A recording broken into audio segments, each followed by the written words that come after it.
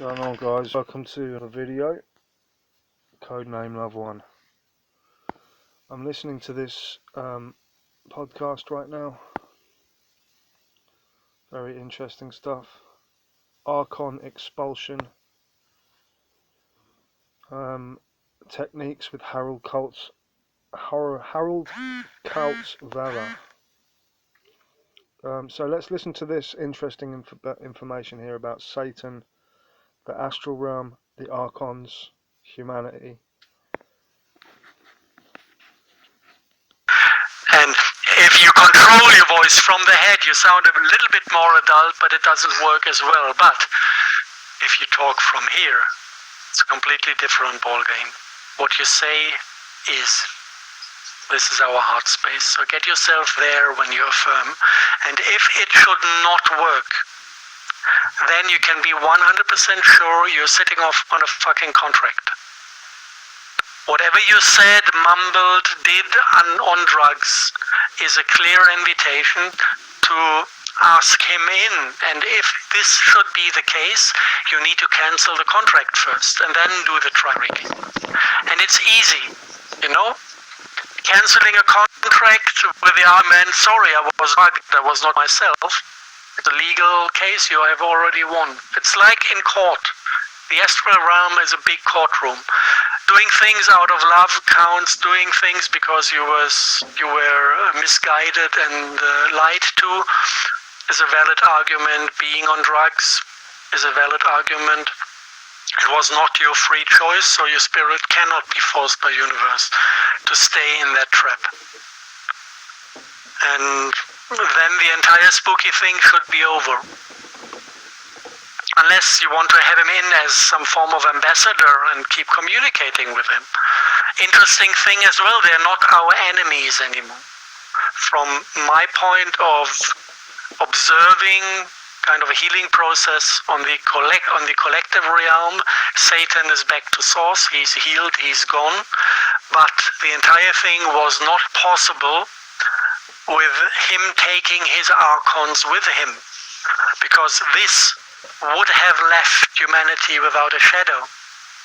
And the humanity that is spirit-wise lost and has no shadow to force it into healing processes is not going to self-heal.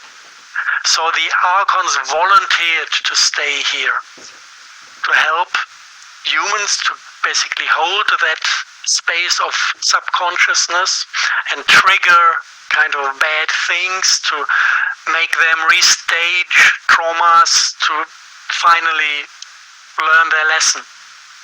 And then when the lesson is learned, there's no more use for the archon and he can ascend. And they volunteered to stay with us until humanity as a species is completely back in the divine order. And then they will be home. So there's not really, if you look from that perspective, anything evil about them anymore. If you are in a lower vibration and you're still basically fighting your own shadow, then you will experience the archon as an enemy or someone to control, rule and manipulate you because he's just trying to get the shit out of you. So this is my advice. And on the seminar, it's absolutely secured mode. Nothing can go wrong, 100% success rate.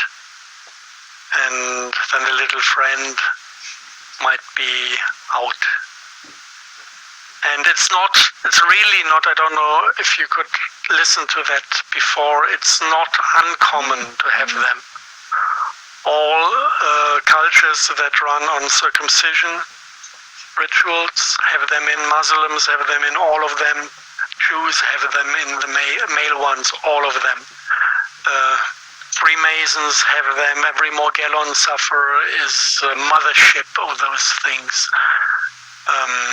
And if you do a little mistake, even if you're not one of this list, it's very easy to get them somewhere into a position. The last one I captured was not captured. I got infected with.